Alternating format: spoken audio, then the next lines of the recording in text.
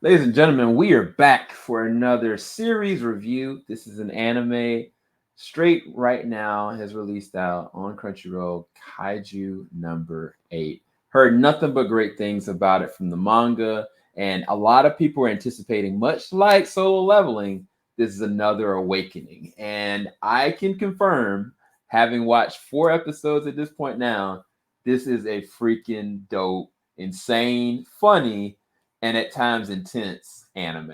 But I brought her along with me, my co-host, Busy Braun. What's up, Busy? Yo, what is up, dude? I'm loving this show. I really am.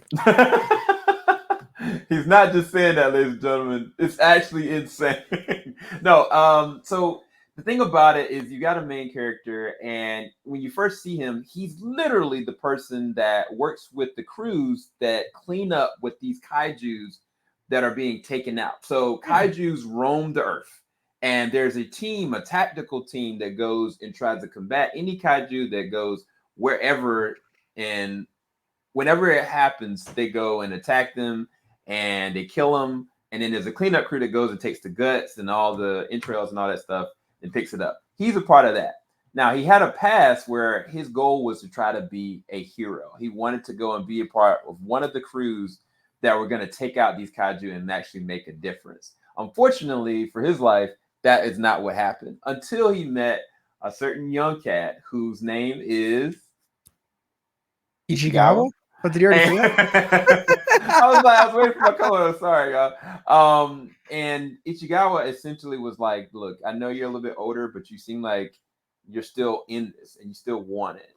And it kind of harpens back to a childhood friend named Mina that he's always wanted to do this, but she's the one at this point that is the captain. She is the best out of the tactitional league, and so he's trying to strive to try to get to that level. But unfortunately, things happen and his life has changed forever. So that's the basis of it. That's the synopsis. The best way of kind of outputting it. But Busy, what was the thing about this that made this show crazy for you or engaging enough that you want to come back? So, I mean, it kind of gave me like Attack on Titans vibes, like the one person who ends up getting these abilities, and these abilities are the thing that people have been scared of for Lord knows how long. And turns out that they're a good guy for a little bit or whatever. And then we end up seeing this guy get abilities, turns into something that, and that people fear. And he still has full consciousness of what he's doing. So it's like he could be the answer. He is, someone who can take out a kaiju on his own, take out one of the strongest kaijus, without an issue. And it's just really interesting to see how strong he is, whether it's the energy when he's like throwing a punch or just I don't know, but it's just some of the animation for when he's attacking is just so cool to watch and cool to see. It's amazing.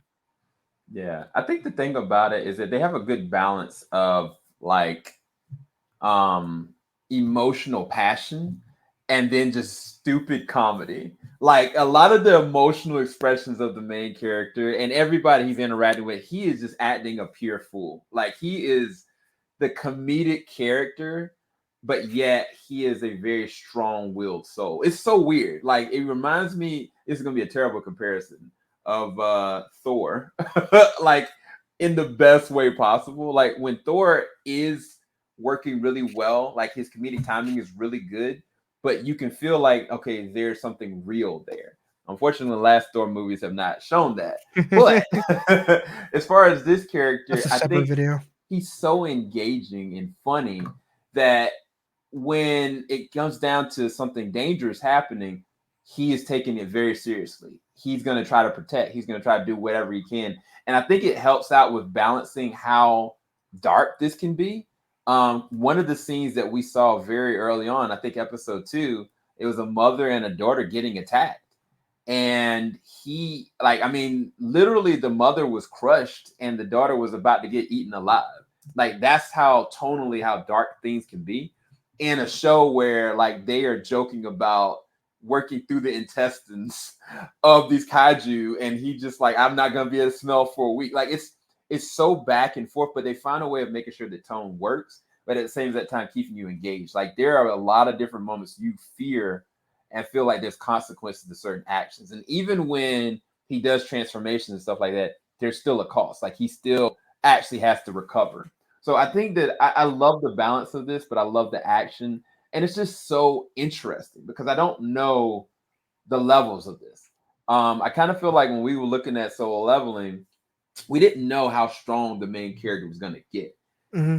This character is already very strong, but as we've seen from the past 4 episodes, a lot of things just don't make sense. Like the way that the kaijus look, the way that they The way some of them act. interact, right? Like when he gets powers, one of these kaiju are talking to him, and it doesn't make any sense at all. So I feel like this being the first season, like they're gonna level set this and bring it to a completely different level. But I don't know. What was some of your final takes and rating on this? I mean, I'm giving this show a solid.